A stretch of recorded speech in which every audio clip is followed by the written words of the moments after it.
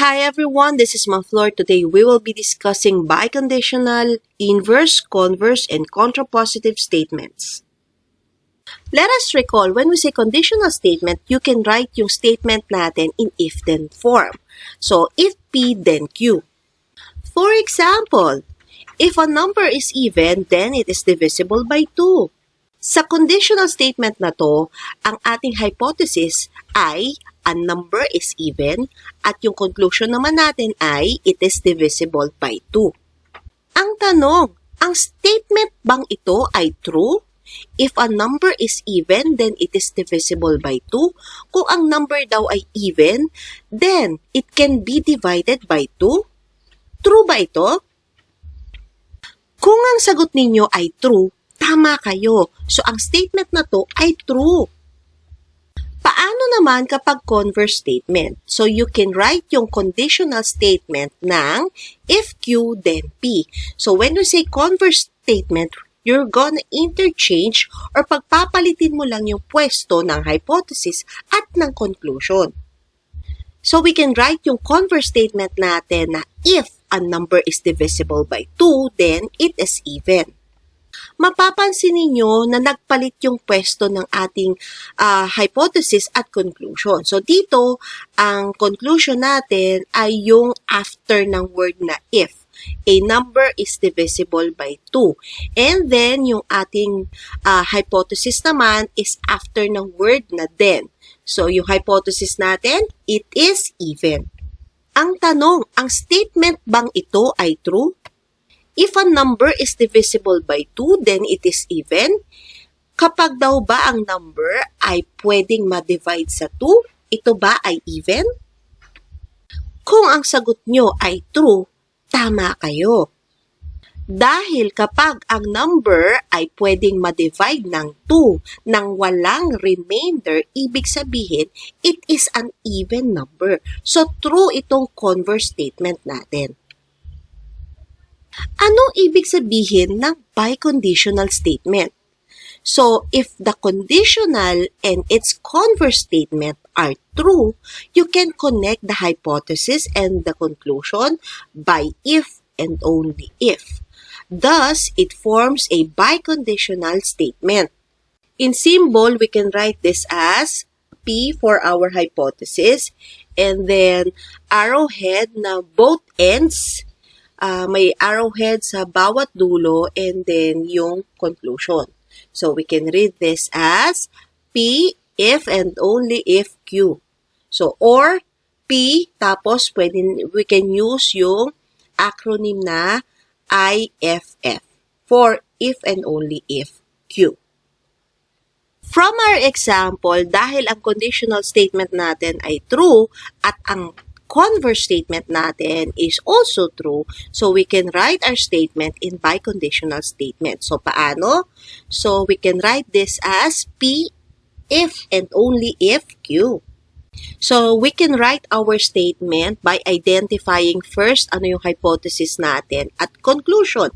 Ang hypothesis natin, a number is even, at yung conclusion natin ay it is divisible by 2. So, kunin lang natin itong dalawa and then we're gonna connect those two words by if and only if. So, therefore, our biconditional statement is a number is even if and only if it is divisible by 2.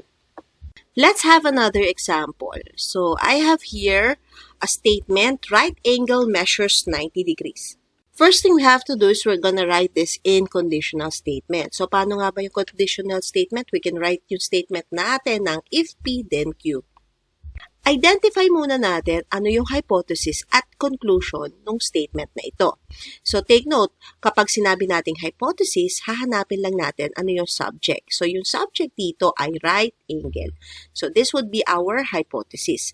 Now, to find naman yung ating conclusion, ang conclusion natin, this would be our predicate. So, ano nga ba yung predicate sa sentence na to? Measures 90 degrees. So, this would be our conclusion.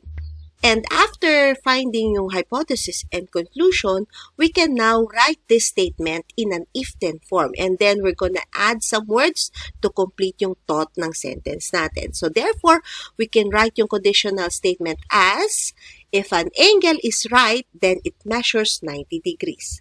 Now, ang tanong ko, if an angle is right, then it measures 90 degrees. True ba itong statement na to? Kapag daw ba ang angle ay right, ibig sabihin ang sukat nito ay 90 degrees. True ba ito?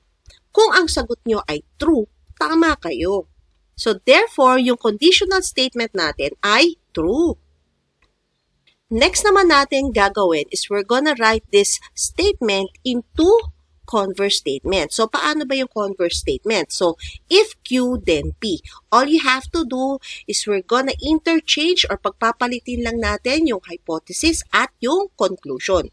So from our conditional statement, ang hypothesis natin ay an angle is right at ang conclusion naman natin ay it measures 90 degrees.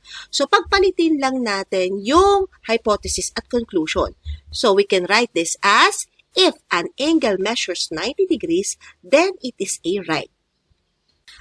Ang tanong, ang statement bang ito ay true? If an angle measures 90 degrees, then it is a right? Kapag daw ang sukat ng angle mo ay 90 degrees, ito ba ay right? Kung ang sagot mo ulit ay true, you're correct. So tama ka. True itong statement na to.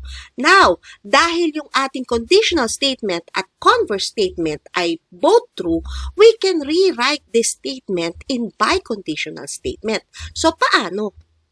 To write this in biconditional statement, we must first determine ano ba yung hypothesis at yung conclusion. So, yung hypothesis natin ay an angle is right at yung conclusion naman natin ay it measures 90 degrees. All you have to do is write the statement P if and only if Q. Iko-connect lang natin yung hypothesis at conclusion ng if and only if. So, we can write yung biconditional statement, an angle is right if and only if it measures 90 degrees. So, makikita ninyo ang hypothesis natin, an angle is right. Tapos, yung conclusion natin, it measures 90 degrees. And then, we connect those two clause by if and only if. So, this would be our biconditional statement.